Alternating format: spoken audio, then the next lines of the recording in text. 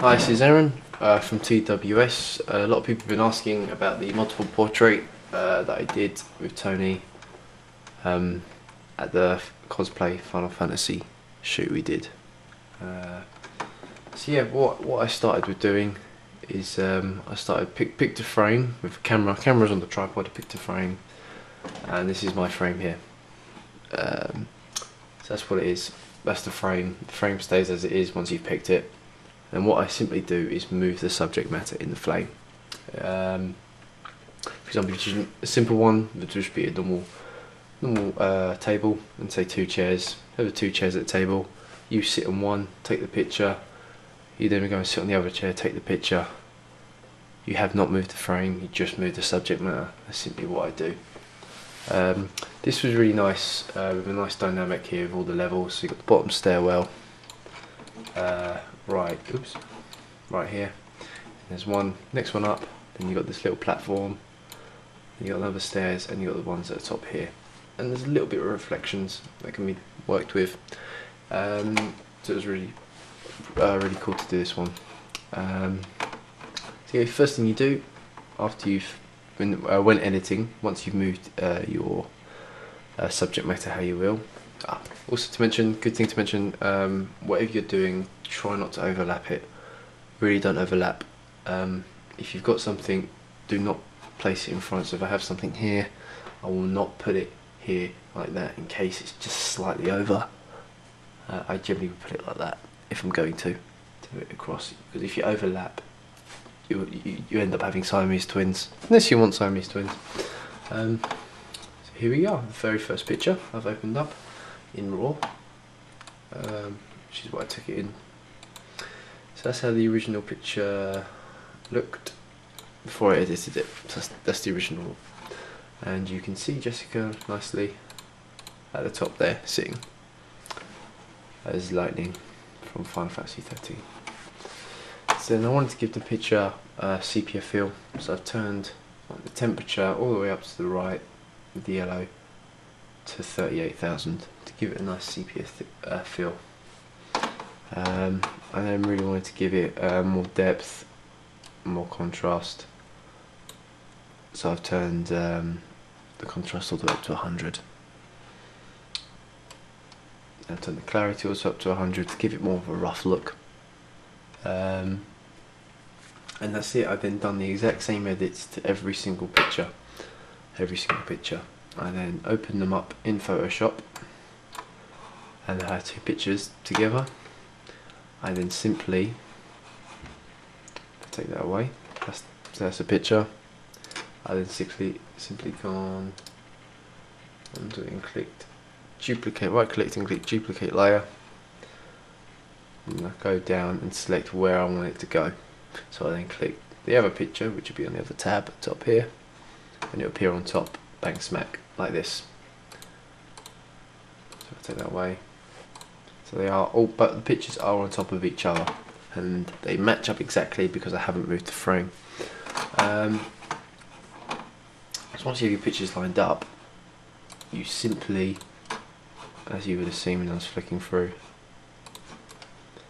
simply rub out what's underneath them. Simply rub it out. There you are.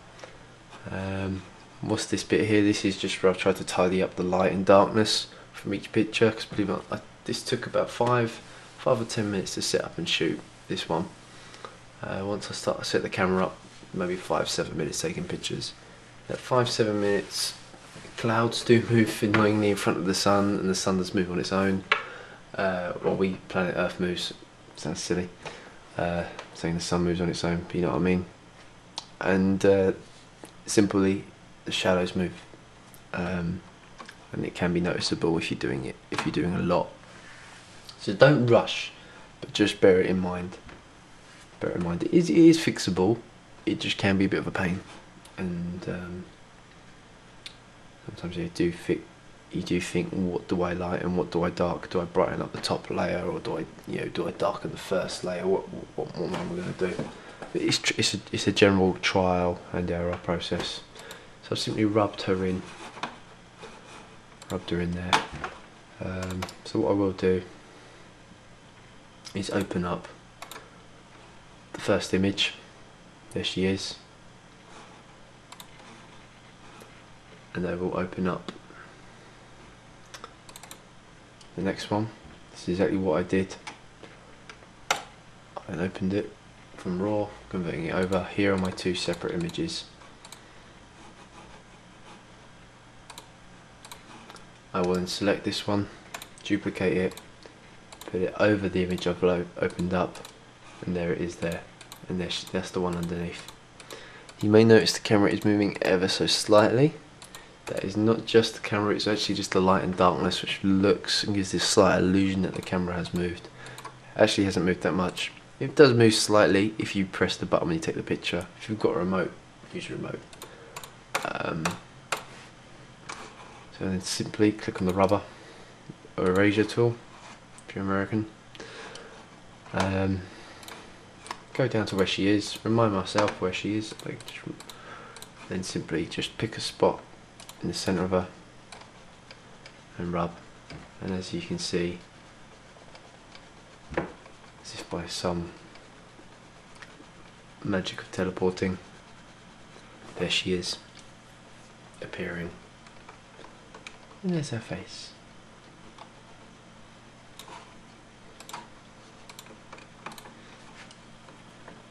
And that is simply it. That is simply what I've done for every single image. Just rubbed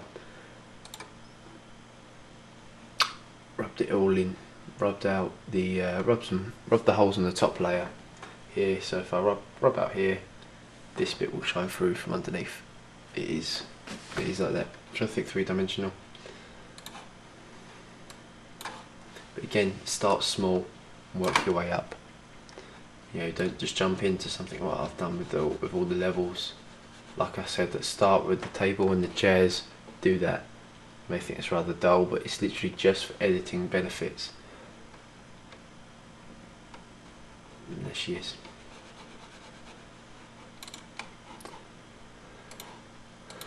So that's how I've done it. I've then moved on to do the other layers. Here I've added in this one on the far left, and then I've gone down a step with this one. This is the edited picture before I've put her into the multiple one. So this is just a single shot, as you can see. And what's nice was I actually got the reflection. Again, people won't know the mistakes if you made any, or any changes you've made, because they're not going to see the original. They're only going to see the final product. Another photographer or someone that's very good at Photoshop and knows what they're talking about may pick it up, may see something. But here is one you could easily miss. The reflection. Reflections you can miss quite easily. So there she is there reflecting. There I've put her reflection in, and all I've simply done is rub out here on the top layer, and where she is underneath has come through. Is where she's come through. I was able to work around the foot, because where on the original was, it was quite fadey, and on the eraser or rubber. I'll show you on Photoshop when I've done it. So if I take away that layer, you can see here where the checkers, the white and grey there, is completely gone. But where it's faded, it's fading through what's underneath it. It's fading slightly, it's easing it in, and it simply worked really well with the faint reflection. Works really well, and it was a big benefit.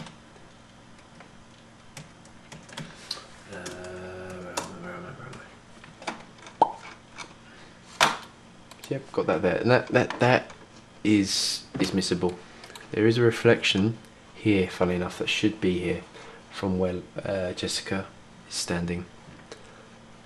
There is a reflection, but I couldn't keep it in. I simply couldn't keep it in. You can actually see the wall here. That bit, see, yeah, pick that up on the camera. That bit there is this bit here. where Jessica is, so she should be reflecting. I doubt anyone's noticed that. You will notice it now because I've just pointed it out. I've highlighted it. But as a challenge, someone who hasn't seen this video, show them the picture we've done on our Facebook or Flickr, and say, do you see any errors? I doubt, unless they're going to be a real pain and say they've seen it, they won't notice that. You really wouldn't. Even Oliver, who works for us, didn't notice that until I pointed it out. But this one is obvious because that's directly where she is, and she is right on the reflection, and that metal pole is very obvious. So you say, hang on a second, there's a reflection here of this pole where she's right next to, but not her. But that was easy, that was workable, because where the reflection was, and then where the reflection is, sorry, there's not. I haven't got her under there. I haven't got any subject matter. Her foot's nearby, but that's fine. It's in the corner, it's tucked away. But here, she is here. I could do it. I could make the rubber very faint. I could get it in. Maybe. I didn't try too much, to be honest. I didn't think it was completely necessary to try and get it in. I'm not fantastic with Photoshop. I'm really not. I don't claim to be. But yeah, and finally, wrapping this up. There she is in the bottom. In the bottom there, tucked away. Down there was very dark. I took this at the end. This is at the end of the shoot. And if you notice, it's a lot brighter. So I tried to keep the brightness, and where it's dark, just line it up a little. I didn't want to keep it too dark. It already was dark, but it's been made dark from where I've added the contrast and added the clarity, both up to 100, and gave it the sepia tint. It is it is a scruffy sepia feel. But that's what I wanted to give it. That's how I the colour that came to my head when I thought of lightning was an orangey feel with the character. You could say lightning's a big streak of light, so I could really brighten it up. I went, yeah, but I didn't want to do that with the location, because the location's already quite white itself. So you have to think about these things. Or I just have too much free time on my hands to think about these things, maybe. So that's simply what I've done. But yeah, anyone's got any suggestions, bung them in the comments, send us a message. Any suggestions you want us to try with multiple portraits, how we've done. Check out our other albums. There are a few there. Some of my other stuff, my A-level work, I did a few. Getting back into it, taking it to new things. But again, it's the location as well. This was nice with the dynamic levels. It's a flat level, unless your subject matter is very interesting, it's not much of a challenge. It gets old, it gets repetitive. The one I am trying to work on is the subject matter, say, leaning on itself. Imagine someone standing there, and then they're resting their arm on their own shoulder. If that makes sense, if you can envision that. It's quite a pain. But yeah, if you can have a go at multiple portrait, send it in. Love to see them. Anyone wants a hand? Any tips? I've mentioned them pretty much already. Unless you want something specific, if you're working on something completely different, but using this sort of style of editing, I'm more than happy to give you feedback. Thanks again for watching, and I'll see you at TWS very soon.